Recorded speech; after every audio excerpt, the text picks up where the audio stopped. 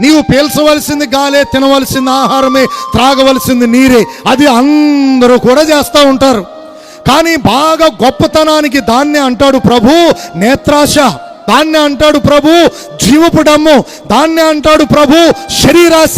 ఇవి మనుషులను నశింపజేస్తా ఉన్నాయి అని చెప్పాడు. ప్రియులైన దేవుని బిడ్డలారా, నీ ఆత్మను బ్రతికించుకొనున్నట్లుగా, ఈ లోకము విడిచిన తర్వాత నీవు దైవ రాజ్యములో ఉండునట్లుగా యేసు ప్రభు సత్యాన్ని బోధిస్తున్నాడు. కలిమి కాదు, మనుషుడికి జీవము యేసు క్రీస్తు ప్రభువే. హల్లెలూయా. ఆయన అంటాడు, నేనే మార్గమును, నేనే సత్యమును, నేనే జీవమును, నా ద్వారా తప్ప ఎవ్వడును తండ్రి వద్దకు వెళ్ళలేడు.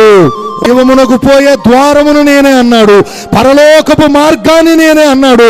మనకు జీవమును, మార్గమును, శుభప్రదమైనటువంటి రక్షణను సిద్ధపరిచిన వాడు